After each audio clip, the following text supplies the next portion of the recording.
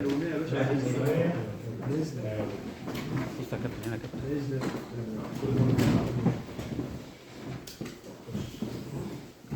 روح كوتش.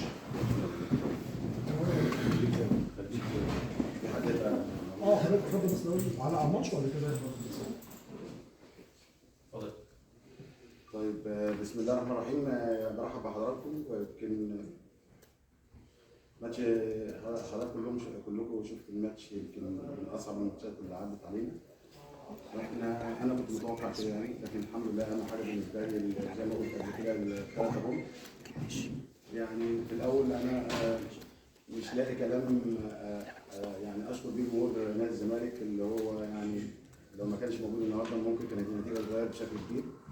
فانا بشكر كل الناس اللي جت، واهم حاجه طبعا بعتذر لهم هم ما كانوش مستنيين الاداء يبقى بالشكل يعني ده، لكن عايز اقول لهم ان في ماتشات المكسب بالنسبه لنا مهم جدا، فما تزعلوش. انا ما بعتذرش بالنسبه للاداء، كان المفروض يبقى احسن من كده، لكن حاله الطرد يعني اثرت علينا، خلت كميه الجري، لان بقينا نلعب 10 الماتشات اللي فاتت بذلنا فيها مجهود او كميه جري كتير، اثر علينا اكتر من فريق الاتحاد. لكن انا بشكر الجمهور جدا وبقول لهم يعني دعمكم ده على دماغنا، وان شاء الله مستنيكم الماتشات اللي جايه، لان من غيركم احنا هنبقى ناقصين كتير جدا، فانتم بتزودونا.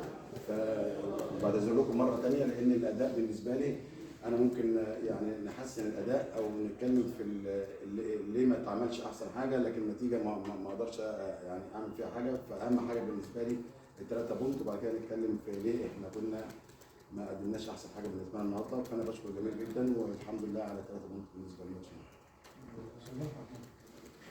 كابتن احمد ناجي موقع تحيا مصر.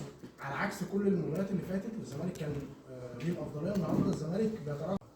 هل التراجع ده يا كابتن كان وجهه نظر فنيه من حضرتك، ولا الاداء البدني لعيبه نادي الزمالك هبط فالاتحاد مسك كوره طول الشوط الثاني؟ لا انا كنت يعني زي ما قلت في البدايه، ضغطت من الاول، ما كانش هيبقى فيه مساحات نشتغل عليها، فبالتالي نوعيه اللعيبه مش هتناسب الطريقه، فعشان كده كنا عايزين نخلق طريقه لعب ونستفاد منها من سرعه اخوان وشيكو. لكن عادي جدا في الكوره ان هم مش موفقين النهارده، زي مش هم الاثنين بس، في ناس كتير مش موفقه النهارده. لكن زي ما قلت ممكن وجهه نظر او بتحاول تطبق فكره عملت منها مثلا 40 50%.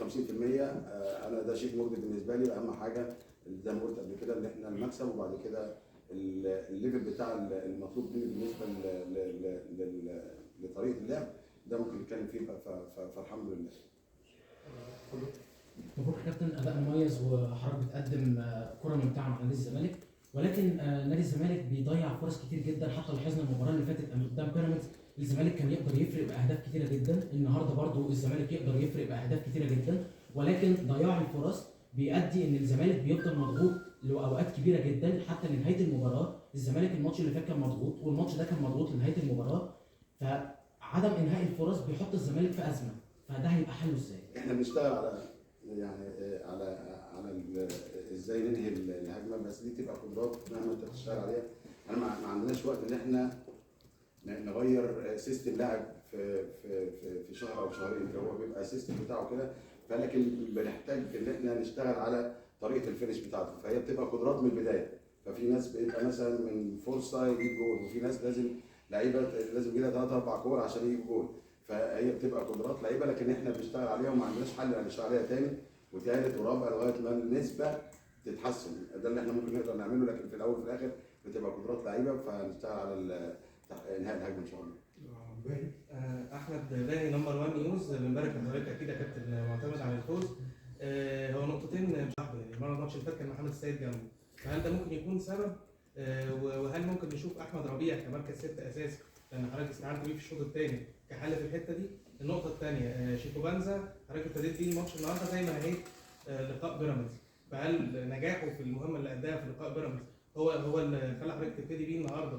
وده من بعد الاصابه هو موجود معانا، لكن من وجوده او عدم وجوده ده على حسب طريقه المباراه اللي جايه. هنشوف مين اللعيبه اللي تناسب المباراه اللي جايه. عندنا مباراه صعبه جدا ما تقلش اهميه عن المباراه اللي فاتت، او نفس درجه الصعوبه بالنسبه لماتش النهارده، فبنحضر ليه من دلوقتي يعني على اساس نشوف مين اللعيبه اللي هتناسب المباراه الجايه.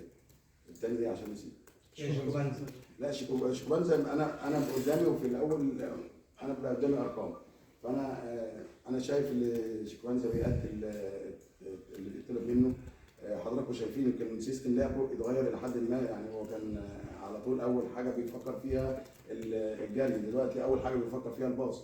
فاعتقد ان هو سيستم لعبه بيحاول يغير من طريقه لعبه، وده شيء صعب جدا على اي لاعب. لو انا يعني عذره اللي هو بيحاول يعمل احسن حاجه عشان الفريق، فده بحد ذاته هو بيحاول يغير سيستم لعبه عشان خاطر المجموعه ككل، لان انا مغير طريقه لعبي ببقى مش احسن حاجه بالنسبه لي يعني، لكن ادام الفرقه تبقى تنجح بالطريقه دي فانا بشكره، وهو معاه الكوره بيعمل احسن حاجه، وهو معهوش الكوره بيحاول يدافع بشكل كبير جدا. فانا اعتقد ال 70 دقيقه او ال 75 او 73 دقيقه اللي هو لعبهم كان بيأدي فيهم بنسبه كبيره، يعني شيء مرضي بالنسبه لي وكل الولاد. يعني زي ما قلت في لعيبه النهارده مش في احسن حاله، يعني ده عادي جدا في الكوره. احنا الحمد لله 8 مباريات بالنسبه لنا مكسب. مستحيل يعني كل الماتشات هتبقى لعب ونتيجه ويبقى الناس مبسوطه ماشيه وهي مبسوطه، ده مستحيل في الكوره. لكن رغم كده انا بعتذر للجماهير الكبيره اللي جت، وما تقلقوش ان شاء الله، يعني ده عادي جدا في الكوره ونعمل احسن حاجه في اللي جاي ان شاء الله. شكرا.